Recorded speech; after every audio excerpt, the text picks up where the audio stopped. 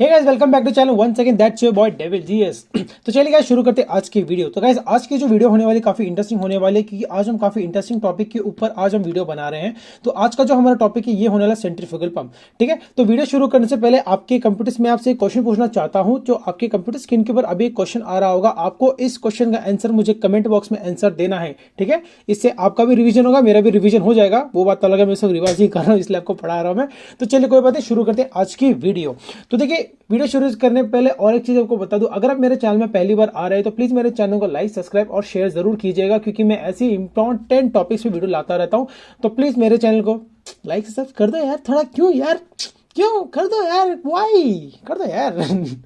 चलो कोई नहीं, तो चलिए शुरू करते हैं हमारी आज की वीडियो। तो देखिए आज जैसे मैंने कहा आज हम बात करने वाले हैं सेंट्रीफ्यूगल पंप के ऊपर। ठीक है, तो आप यहाँ पे सामने देख सकते हैं, यहाँ पे मैंने 4 इमेजेस लगा रखी, इनके थ्रू मैं आपको आज समझाऊंगी सेंट्रीफ्यूगल पंप देखिए काम करता कैसे है। चलिए शुरू करते हैं। देखिए जो सेंट्रीफ्यूगल पंप होता है ना, ये हमारे नॉन पॉजिटिव डिस्प्लेसमेंट पंप की कैटेगरी में आता है। इसके अंदर हमें हाई डिस्चार्ज और लो हेड मिलता है। तो ये फर्स्ट पॉइंट हमको ध्यान में रखना है।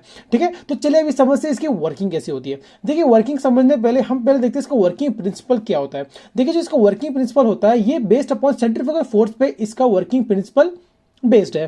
ठीक है, तो इसमें क्या होता है, जब आपका वाटर जब इसके आई के अंदर आता है तो जो इसका जो इंपेलर होता है हाई स्पीड में रोटेट करता रहता है। उस टाइम ये क्या करता है, वाटर को बाहर की तरफ धकेलता है। ठीक है, जैसे आप इस डायग्राम देख सकते हैं। तो चलिए शुरू करते हैं इसकी वर्किंग होती कैसे। ठीक है, देखिए सबसे पहले जब भी आप अपना सेंट्रीफ्यूगल पंप स्टार्ट करते हैं तो आपको 2 चीजों का बहुत ध्यान देना पड़ता है। जब आप अपना सेंट्रीफ्यूगल पंप स्टार्ट करते हैं तो इस डायग्राम में आप देख सकते हैं सबसे पहले आपको इसकी प्राइमिंग करनी पड़ती है। देखिए प्राइमिंग क्या होता है, ये एक बहुत इंपॉर्टेंट टर्म होता है जो मैंने अपनी वीडियो में समझा रखी है। तो यहाँ पे आई बटन में आपको लिंक मिल जाएगा, आप वहां जाके प्लेलिस्ट में आप जाके प्राइमिंग और कैविटेशन क्या होती है ये दोनों मैंने वहां पे बहुत अच्छे से समझाया हुआ है, तो आप जाके वो देख लीजिए। ठीक है, तो चलिए शुरू करते हैं। देखिए फर्स्ट क्या होता है, अभी हमने प्राइमिंग कर दिया, तभी मैं एक छोटा बता दूं प्राइमिंग में क्या होता है, हम इसके अंदर पानी भर देते हैं और इसके अंदर जितने भी एयर बबल्स होते हैं उसको हम लोग रिमूव कर देते हैं। ठीक है, तो उसे प्राइमिंग और कैविटेशन मतलब फॉर्मेशन ऑफ बबल्स। सो और डिटेल में चेत जाके देख लो। तो चलो शुरू करते हैं। देखिए अभी हमने इसके अंदर पानी वानी भर दिया, उसके बाद इसको इंपेलर को हमने फुल पानी से भर दिया। ठीक है, उसके बाद जब आप इलेक्ट्रिकल सप्लाई अपने मोटर को देते हो तो उस टाइम क्या होता है, आपकी जो इलेक्ट्रिकल एनर्जी है वो आपकी मैकेनिकल एनर्जी के अंदर कन्वर्ट हो जाती है। कन्वर्ट होने के बाद वो डायरेक्टली आपके जो इंपेलर को रोटेट करती है। ठीक है, जब वो अपने इंपेलर को रोटेट करती है उस टाइम पे क्या होता है, जो अंदर आपका फ्लूइड होता है इसको ये इसको काइनेटिक एनर्जी मिल जाती है। तो हाई काइनेटिक एनर्जी की वजह से ये अंदर रोटेट करता है तो बहुत हाई प्रेशर में बाहर निकल जाता है।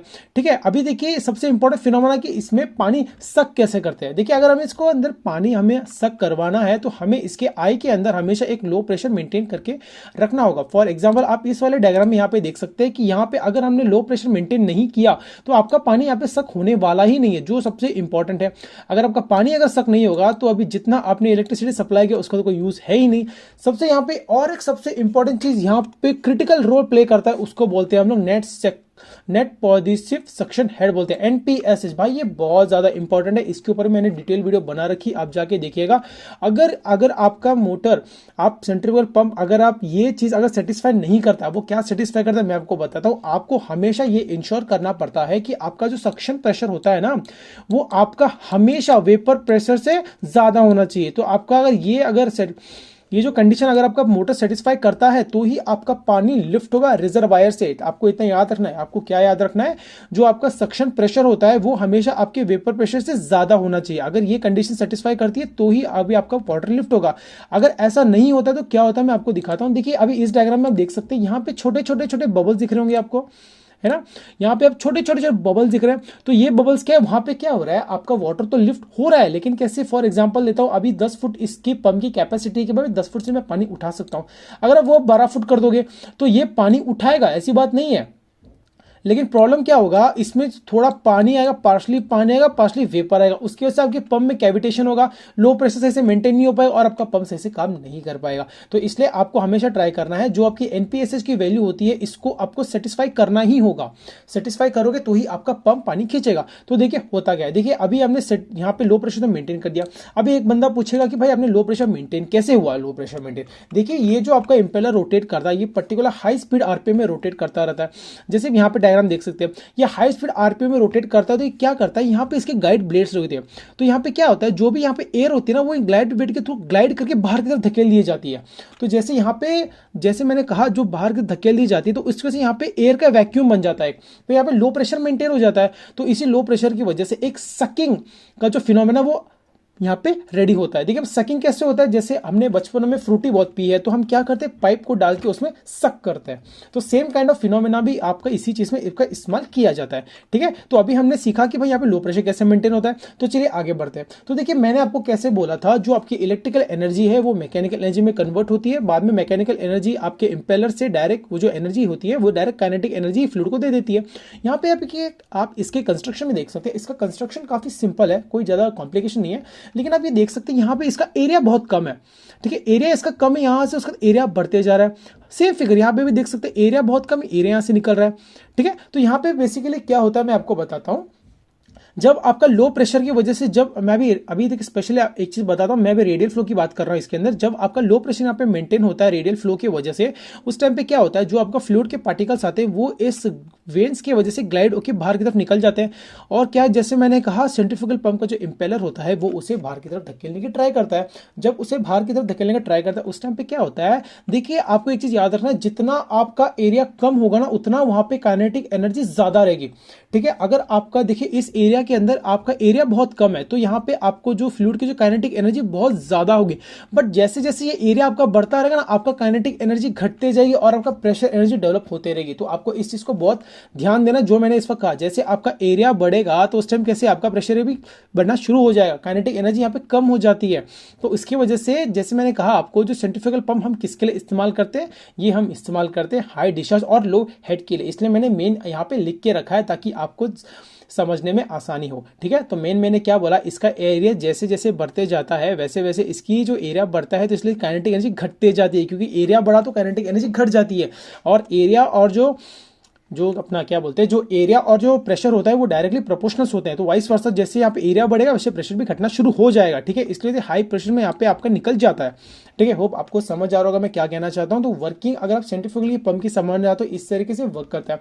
अभी देखिए इसमें काफी इंपॉर्टेंट क्वेश्चन आपके दिमाग में, कई इंपॉर्टेंट क्वेश्चन आपके दिमाग में आ रहा होगा कि एक चीज आपने हमेशा सुना है कि जब भी हम लोग सेंट्रीफ्यूगल पंप स्टार्ट करते हैं ना, उस टाइम हम इसके वॉल्व को क्लोज क्यों रखते हैं। देखिए मेन बोला जाए तो राइट अगर तरीका, अगर सेंट्रीफ्यूगल पंप को स्टार्ट करना है तो उसको हमें इसको वॉल्व को क्लोज करना होगा। वो क्यों कर रहे हैं मैं आपको एग्जांपल देता हूँ। फॉर एग्जांपल, आप सडनली एक रोड पे चल रहे हो, ठीक है, उसी टाइम आप एक बस पकड़ने की कोशिश कर रहे हो, फिर आपने देखा कि बस स्टैंड से बस वो छूटने वाली है।